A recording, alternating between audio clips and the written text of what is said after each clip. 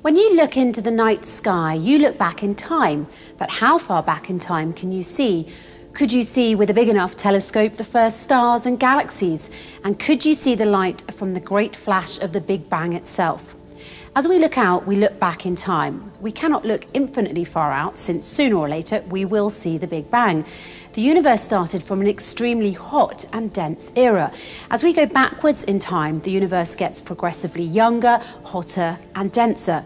But how did the cosmos go from extremely hot and dense to being filled with the multitude of stars and galaxies that dominate the night sky today? The Big Bang Theory tells us that the history of the universe's creation is a history of space eras. Each era in space lasted for a specific period and played a specific role in the formation of the universe after the Big Bang. For example, there was an era where light and matter are formed, an era where light and matter are coupled, an era where light and matter separate, and an era where atoms start feeling the gravity of a cosmic web of dark matter. An era where first stars start to form, a reionization era, and so on, until the era of the many stars and galaxies that exist today. Amazingly, even though each of the past eras is considered a stage in a sequence of events that led to the creation of the universe, the evidence of each era still endures, and scientists and astrologers can still see each of them. In an article written for Space.com on March the 17th, 2014, entitled Cosmic Inflation, How It Gave the Universe the Ultimate Kickstart by Carl Tate, there is a very interesting infographic that summarizes the Big Bang space era. It's a picture of a man standing over planet Earth and looking towards space.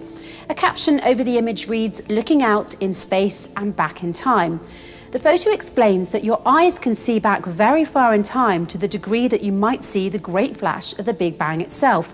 But to reach this farthest point, your eyes must first pass 7 eras that took place over the past 13.7 billion years. These 7 eras are the solar system era, the galaxies era, the proto-galaxies era, a reionization era, the first stars era, then the Dark Ages era, until you reach the great flash era of the Big Bang itself. Each era represents an event that took place during the history of our universe. The Big Bang caused the universe, and thus the galaxies in it, to expand such that most galaxies are moving away from each other. The most distant, and thus the youngest galaxies, are moving away at a very fast speed. Because of the time it takes light to travel, the further away we look, the further back in time we are looking. The further away we look, the younger things are. In fact, as we look farther and further away, we've found galaxies that go back as far as when the universe was less than 1 billion years old, just a few % of its current age. This illustration compares various telescopes and how far back they're able to see. Recently, NASA announced the launch of the Webb telescope as a successor to NASA's iconic Hubble Space Telescope. The Webb telescope has a much bigger mirror than the Hubble. This larger light collecting area means that the Webb can peer farther back in time than the Hubble is capable of doing. In other words, the Hubble telescope can see the equivalent of toddler galaxies, and the Webb telescope will be able to see baby galaxies. Remarkably, long before NASA's Webb or Hubble telescopes that could peer into the mysterious night sky, the Holy Qur'an told us that the history of creation is a history of 7 space eras, each of which took place in a specific order mandated by God in the process of the universe's creation. It's worth noting that at the time of the revelation of the Qur'an, the word space was not known, and people used the word heaven to refer to what lies above the earth.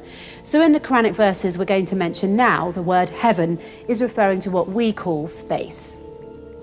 Just as the Big Bang Theory tells us that the history of the universe's creation is a history of space eras, with each era playing a specific role in the formation of our current universe for a specific period of time, the Holy Qur'an narrates exactly that in chapter 41, verse 12. The Holy Qur'an tells us that during the process of the universe's creation, God completed the heavens as 7 heavens, and he made in each heaven its affair. What's even more interesting is that at the end of that verse, the Holy Qur'an says that God adorns the nearest heaven with lamps. The term lamps here refers to the moon and sun, and now science has proved that the solar system is really in the nearest space era to Earth, as light travels from it to Earth in only 14 hours. In another verse, verse 6, chapter 37, the Qur'an says, "Indeed, we have adorned the nearest heaven with an adornment of planets," reaffirming again that the planets of the solar system are in the nearest space era to Earth. Now, assuming that the current age of the universe is about 13.7 billion years, the timeline of the universe indicates that planet Earth was formed when the universe was about 9.15 billion years old, 2/3 of its current age.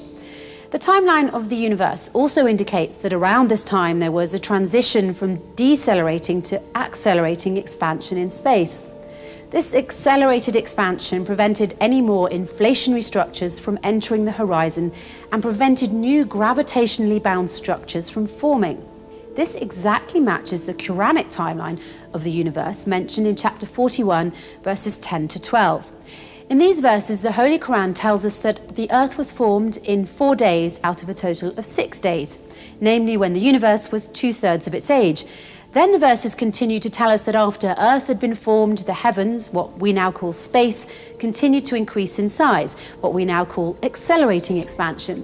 In 4 days, he made in the earth what anchors from high above it and put barak in it, and equally measured out sustenance of its dwellers for those who ask. Then he directed himself to the heaven while it was smoke. Then verse 12 says, "And he completed them as 7 heavens within 2 days, and he made in each heaven its affair and adorned the nearest heaven with lamps." In his book, The Dragons of Eden in 1977, Carl Sagan popularized the idea of the cosmic calendar, which is a way to visualize the history and chronology of the universe, scaling its current age of 13.7 billion years down into 1 year to help us normal non-physicists better understand it.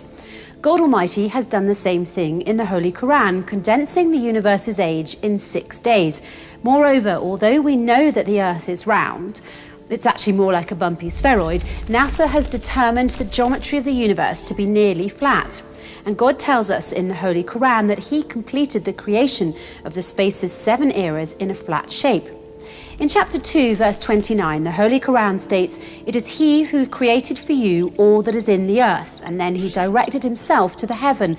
So he completed the 7 heavens in a flat shape, and he knows all things."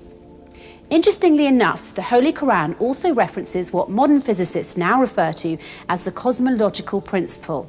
The cosmological principle is the notion that the spatial distribution of matter in the universe is homogeneous and isotropic when viewed on a large enough scale. In simpler terms, this principle is telling us that the universe is uniform, and thanks to today's telescopes, we can now observe the uniformity of the universe by looking out and back in time through the different space eras. Now, would you believe that the Holy Qur'an told us 1400 years ago that we can observe this uniformity by doing the same exercise of looking through space eras, when it stated, "Who created 7 heavens one upon another, you will see no non-uniformity in the merciful one's creation. Look again, can you see any flaw?" This uniformity among the universe's distant regions led physicists to come to an important conclusion in the Big Bang theory, that these distant regions of the universe we see now must have been in contact with each other in the past prior to cosmic inflation. This again is consistent with what the Holy Qur'an revealed 1400 years ago, when it stated, "Have those who disbelieve not considered that both of the heavens and the earth, each of them, was as one united piece, and we separated each of them and made from water every living thing? Then will they not believe?" Think about this for a moment. The Holy Qur'an is telling us that the heavens, or the space eras as we now call them, were one united piece, and then God separated them, just as science now asserts that the distant eras of the universe we see now must have been in contact with each other prior to the Big Bang, and then, thanks to cosmic inflation, became widely separated eras. But it doesn't end there. The verse is also telling us that planet Earth as well was as one united piece, and then God separated it, another consistent fact with science. The young Earth was a rock with the same composition on its surface as in its inner layers. Then the Earth went through a separation process called planetary differentiation, since it was formed 4.5 billion years ago. This differentiation is separating Earth into multiple layers based on their density, meaning that the Earth's interior is zoned by density, with the heaviest material residing at the center, the core, and the lighter stuff floating about at the surface, the crust. One verse of the Holy Qur'an, two incredible scientific facts confirmed.